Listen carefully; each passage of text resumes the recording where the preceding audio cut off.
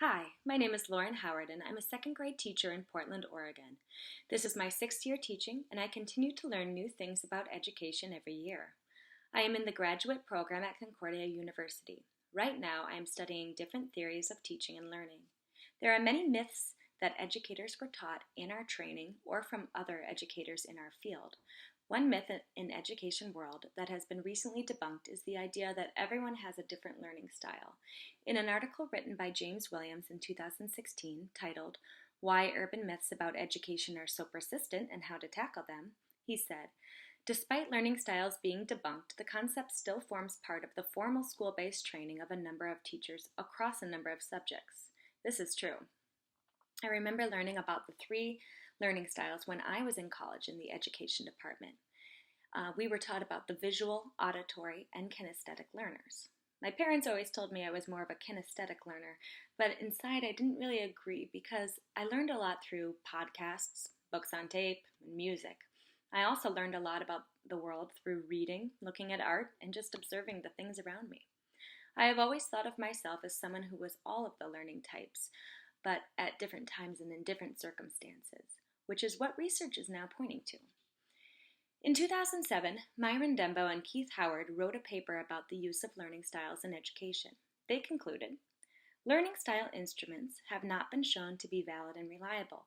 There is no benefit to matching instruction to a preferred learning style, and there is no evidence that understanding one's learning style improves learning and its related outcomes." So, if research shows that there is no benefit to teaching based on the preferred learning styles of students, why is it that there is so much pressure for teachers to differentiate their instruction based on these styles?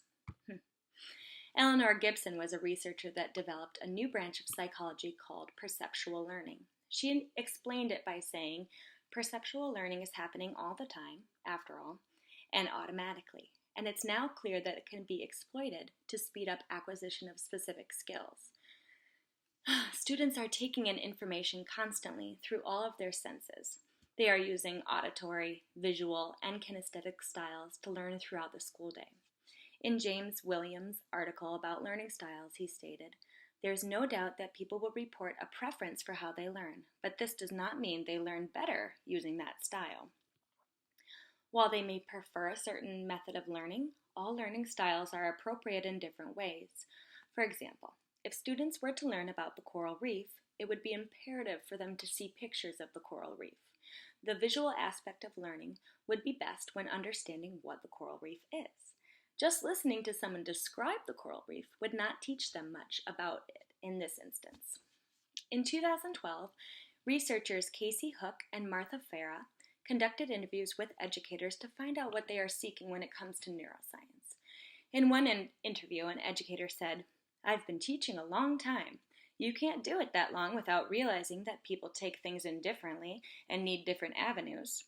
But I think it just makes me more aware of the fact that in my class, I've got many different brains taking in information in different ways and at different paces, so I need to pay attention to that." Anyone who has worked in the education field understands that variety helps students learn. There is recent research that suggests that interest plays a major role in how we learn. When someone is interested in something, he or she will pay closer attention to it and learn more. Researcher Annie Paul defined interest in 2013 as a psychological state of engagement experienced in the moment and also a predisposition to engage repeatedly with particular ideas, events, or objects over time. In other words, students learn better when they are interested in what they're learning. One way they can promote more interest in the subject matter we teach is by varying the ways in which it is presented. James Williams said, "How information is presented to children needs to be varied, if only to stop boredom from kicking in. The best teachers have a variety of approaches that mix and match the best learning experiences for their children." Rather than differentiating based on students' preferential learning style, we should use all of the styles to present information to all of our students. By presenting information in different ways, students will become more engaged and have a higher level of focus, thus learn more from the instruction. It was interesting to read articles that were debunking something that I always thought was true. In Benedict Carey's book, How We Learn, he talks about how the brain remembers things, forgets things, and learns new information. After reading the article Debunking Learning Styles, I thought about what Carey said in his book.